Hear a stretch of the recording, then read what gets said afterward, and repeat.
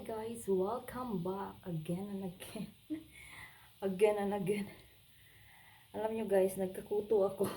May nakakuha akong isang maliit na ano ba tawag niyan sa Tagalog? Sa Bisaya kasi pag maliit, ano yan? Ano ba yun? Ang itlog, lusa, kuyamad. Nakakuha ko kuyamad guys dahil yung pamangkin ng asawa ko, nagkaroon siya ng kuto, maraming kuto sa ulo niya.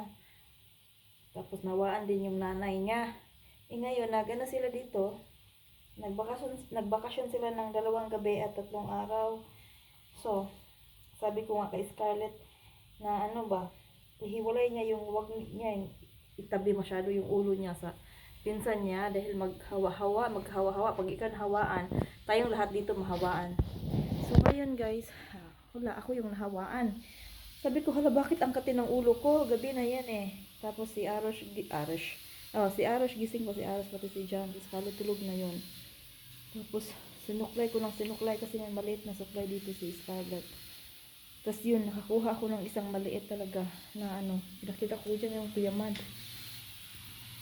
Nagluto pala ako dahil alas 12 na. Parating na sila dyan at Scarlett. Darating yun before 1. So, ayan yung aking niluto ko yung, nag-prepare ako ng chana daw. So, para mabilis, ko siya, dyan ko siya sa pressure cooker. At nagligpit din ako guys. Ako ba? Bed setting. Ayan. Magpalit ako ng bedsheet. Dapat kahapon ako magpalit. Hindi na ako nakapagpalit kahapon dahil si Arosh nag-iyak siya. Gusto niyang sumama doon sa pinsan niya, sa tita niya, popo niya na umuwi. Lipit ko lang ito. Ito yung aking lubat kasi ako kanina, devotion ba? Nag-grocery ako kanina nung natulog si Arosh at kay Infant Jesus. At ito, tinaklog ko to. So, ayan. Na guys, autumn na dito. Buti naman at nagbago na yung panahon. Yung lamig. Medyo malamig-lamig na. Si mama pa lang ngayon ay naglaba. Naglaba siya. Pero ako bukas na ako maglaba. Siguro babangon ako ng Hindi, lagi naman ako nagigising ng before 4 or 4 o'clock. Kahit yung alarm ko ay 5 o'clock. Nakakainis yung Nakakainis yung gising ko talaga. 4 o'clock before 4. So bangag na bangag ako pag mga 7 or 8. Tapos si Aros gising na din yan. So wala.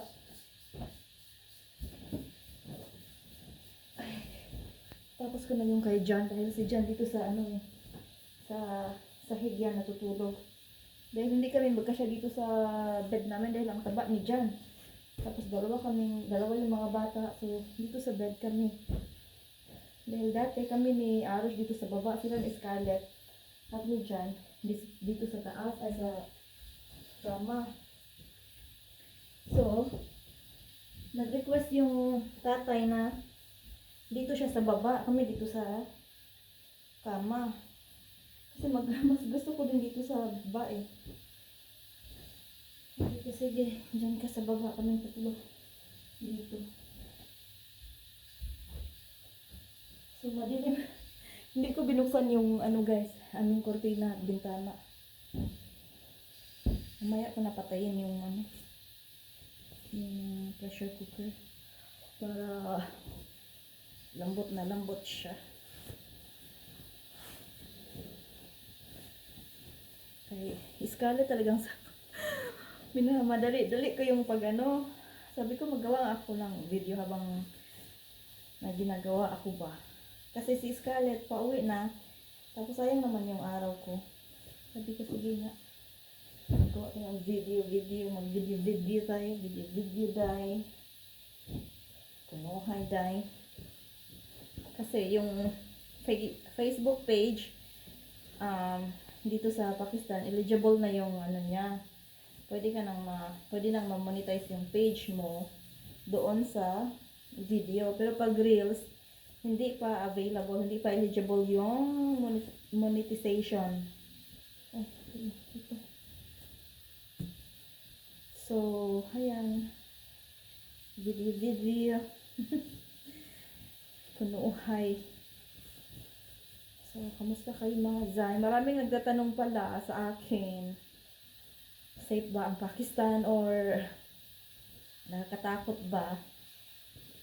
Maraming nagtatanong guys, kung mabait ba sila, yung mga Pakistani, mabait ba? Yung mga ganyan mga katanungan. Siyempre, alam naman natin na yung history nila. So, ganun talaga, may mga forum, nagtatanong din, may group na ano ba, yung mga Filipina group na nandito, yan, parang nagtulungan kung ano talaga yung bansang Pakistan. So, doon nga, sa katanungan na yan, ay, mali ako. Ka-Scarlett pala yung isa. Ito, ka-Scarlett pala to. Iba kasi yung pillowcase ni Scarlett eh. So, sa mga nagtatanong guys, kung safe ba ang Pakistan, parehas lang din yan sa atin. Merong lugar na hindi safe, meron din safe. So, base sa tinirahan ko dito kami sa, Islamabad, safe naman. Mga tao dito, mga mababait din naman. Marespeto nga sila eh. Hindi ka tinatahulan-tahulan. Sa atin, lang mas, pakiramdam ko maraming barumbado pa nga sa atin. Dito talaga sila, respeto sila lalo na sa mga kababaihan. Hindi yan sila titingin. Akala nyo ba? Tapos, yun nga lang, hindi ka pwedeng, katulad sa akin, hindi ako pwedeng maglakad ng ako lang isa. Dapat, nandyan yung asawa ko, nandyan yung biyanan ko, kami, mga bata, pero yung ako lang pupuntang tindahan, kasi dito sa Pakistan, meron ding mga maliliit na tindahan. At alam nyo guys, dito sa Pakistan, halimbawa yung mga nagtitinda, mga lalaki yun. Walang yung mga babae dito nagtitinda, lahat mga lalaki yung nasa labas, bihira lang yung mga babae. Yung nagtatrabaho talaga na makikita mo na sa atin, nagtitinda mga babae, ganyan. Mga lalaki yan sila guys, yung mga mananahi dito, halos pag nagpatahi ka, lalaki. Yan. Sa atin mananahi, konti lang yung lalaki, yung ilang porsyento lang sa dito. Ay, daming mga lalaki dito, mga mananahi. So, saan na ba tayo? Ayun guys, mababait sila guys, marespeto, marunong din sila, tumanggap ng mga bisita, magaling sila. At chismosa din sila, katulad sa atin din. Ang ganda ng result na aking Brilliant. Gumamit pala ako ng Brilliant. Bumili ako dito sa ating kababayan na Pakistan, din siya. Oo, may asawa siyang Pakistani. Wala ata silang anak. Tapos dito din sa Islamabad. So yun yung business niya, mga Filipino product. So pinuntahan namin yung tindahan niya. Kasama ko yung biyanan ko at asawa ko. Ayun, nakabili kami ng Brilliant. Ang tinagamit ko din si Jan. Dahil meron siyang cream na ginamit. Katulad din sa sabi ko, hala, yung cream na. Bumili siya ng cream dahil yung liig niya ang itim. So pagtingin ko, ito kita niya ba guys? Ayan. Sabi ko, hala, katulad man yan sa yung chemical ba na ginamit. Parehas dito sa Brilliant natin. Tapos binasa ko nga din to, sabi ko, hala, pwede yan sa akin din yung cream niya. Sabi ko, hala, pagtingin ko parang, tinignan ko yung Brilliant ba. Tingnan nyo guys, yung pangalan niya. Pagtingin ko sa Brilliant, sabi ko, hala, parang same lang yun. Yun nga, same. Sabi ko kay Jan, hala, gumamit ka ng Brilliant ko. So, gumamit siya ng Kojic, yung sabon natin. Maganda yung Kojic, di ba? Tapos yung toner na Brilliant, pero yung cream, kanyang cream, kasi parehas lang din naman. So, ngayon, ang liig niya na malat-malat na. Tawa ako kay Jan. Ngayon, gabi, Hindi, tuwing umaga naghihilamos. Ako yung tagalagay ng sunscreen. Tapos sa gabi din, yung cream na ano, yung rejuvenating ba. So ako yung tagalagay. So, yun guys. Sige. Hanggang dito na lang siguro dahil alas, ano na, 10 minutes na.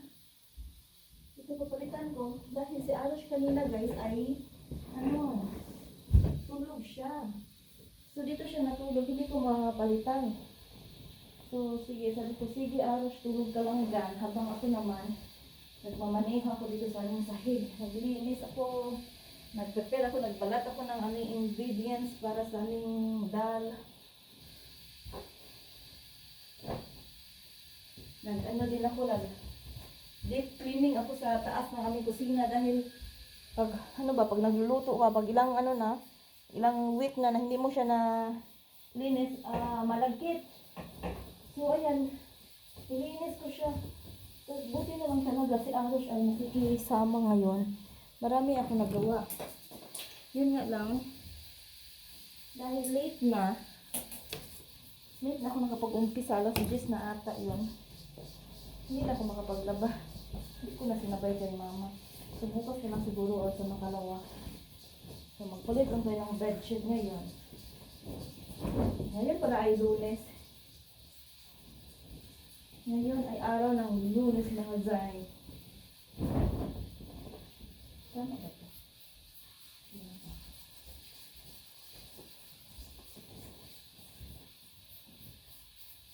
Ito aming bedsheet. Binigay ito ni Mother Earth.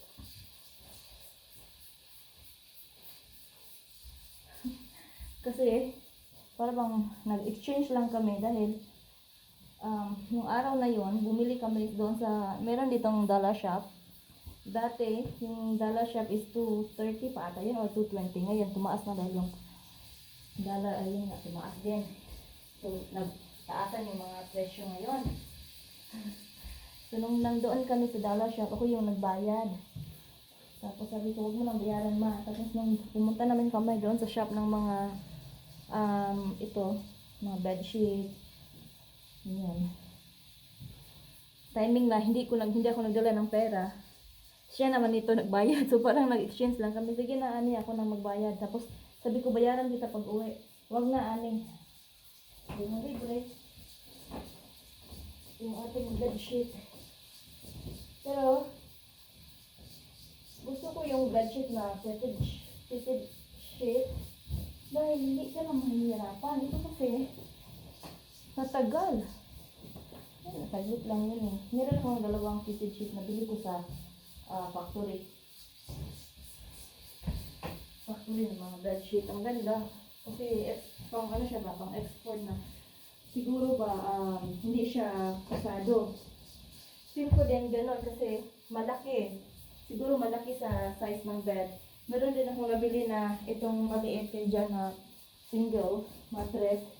Hindi din siya mag-fit pero pwede na. Medyo maliit pero pwede na. So nabili ko din, maganda. Pati yung mga punda, maganda yung mga nabili ko.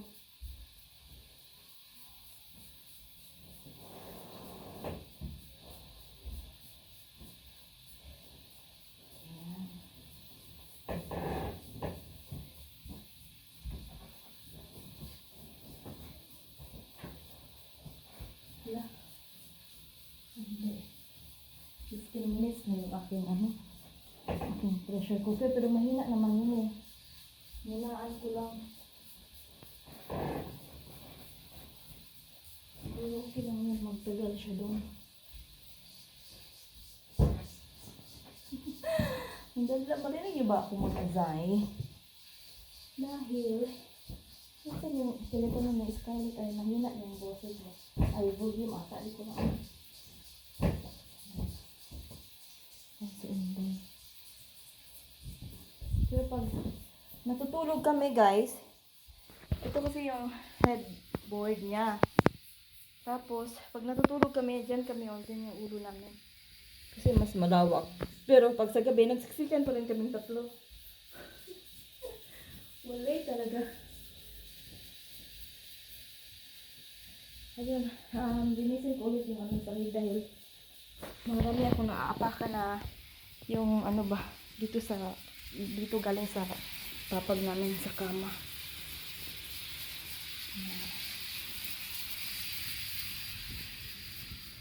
Ito yung aking labahan. Si mama, tapos na. Ayan o. Ayan. Konti lang yung isang ano lang to eh. Yung damit kong labahan dyan, isa lang. Ito pala, nilagay ko dito. Kasi may wedding. Hindi naman ako a-attend. Nilabas lang yan dahil yung kapatid niya na babae, kumuha ko ng mga fancy na mga damit ba. So, sabi niya kung gusto mong suotin yan, suotin mo. Kasi nag-order ako ng akin din. Fancy ba? Pwede na siguro ito. O, mamaya na.